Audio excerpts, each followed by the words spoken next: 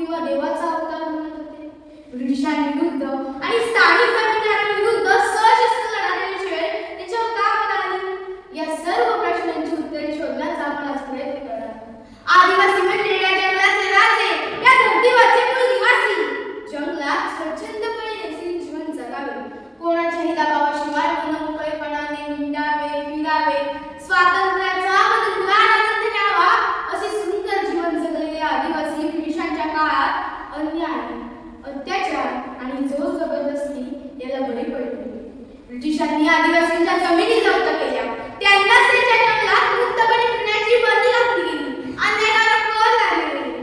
ब्रिटिशांचा हा सर्व जुलूम अगदी लहान वयातच बिरसा मुंडा यांनी जवळून पाहिला होता. त्यावेळी ते ब्रिटिश मिशनरी शाळेमध्ये शिक्षण घेत होते. शिक्षणाच्या माध्यमातून बिरसांच्या सामाजिक ज्ञानाची कवाडे उघडली गेली होती. लोकशाही आणि स्वातंत्र्याचा अर्थ त्याला खूप चांगल्या रीतीने समजत होता आणि म्हणूनच अपवाद शोभे अपवाद हा आमचा देश आहे आणि आम्ही तो राज्य करू असा नारा त्यांनी आपल्या आदिवासी समाजाला दिला.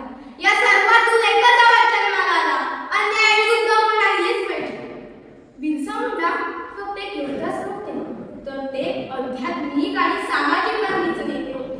त्यांनी आपल्या आदिवासी समाजाला सांगितले, मद्यपान सोडा, अंधश्रद्धा सोडा, शिक्षण घ्या, स्वतःच्या हक्कांसाठी ठाम उभे राहा. आदिवासी समाजाला मार्गदर्शन करणाऱ्या बिरसा मुंडा यांना त्यांच्या समाजातील लोक धरती अब्बा, धरतीचे रक्षक म्हणून मान दिले होते. बिरसा मुंडा यांच्या जन्मापूर्वी 50 वर्षे अगोदरच गुरु होते. या एका तेजस्वी आदिवासी तरुणाने पेटवलेली क्रांतीची मशाल म्हणजे उल्हान. याच उल्हान चळवळीचा बिरसा मुंडा यांनी महाविद्रोह 18व्या शतकाच्या उत्तरार्धात एखाद्या महायज्ञासारखा सुरू ठेवला. विद्यार्थी मित्रांनो, मला या ठिकाणी एक गोष्ट नमूद करायची वाटते, ती म्हणजे सुरुवातीच्या काळात बिरसा मुंडा हिंसेच्या पूर्ण विरुद्ध होते. शिक्षण मिळालेली वेगळी समज आणि सामाजिक भान यामुळे आदिवासी समाजाने सुशिक्षित होऊन समाजाच्या मुख्य प्रवाहात यावे यासाठी ते त्यांचे मार्गदर्शन करत होते. परंतु ज्यावेळी ब्रिटिशांकडून आदिवासी समाजाला होणाऱ्या अन्याय अत्याचाराची सीमा गाठली, त्यावेळी मात्र सशस्त्र क्रांतीशिवाय पर्याय नाही याची जाणीव बिरसा मुंडा यांनी झाली. छत्रपती शिवाजी महाराजांच्या गनिमी काव्याप्रमाणे त्यांनी युद्धनीती आखली. ब्रिटिशांची बंदूक आणि बिरसांच्या क्रांतिकारकांचे धनुष्यबाण आणि भाले अशी लढाई होती.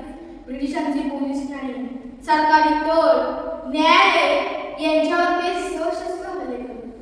अत्यंत लहान वयात बुद्धी, शौर्य, नेतृत्व आणि संवेदनशील वृत्ती असलेला हा तरुण महाभारतातील वीरभूमीची आठवण करून देणारा असा योद्धा होता.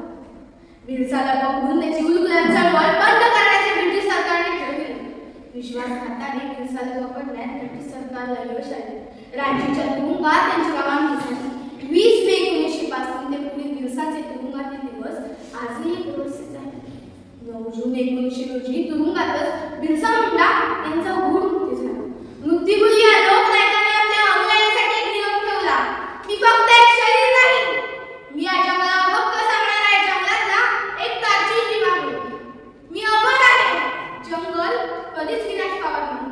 मी जंगल आहे, माझ्यानंतर ही उलगुलान सुरूच राहील.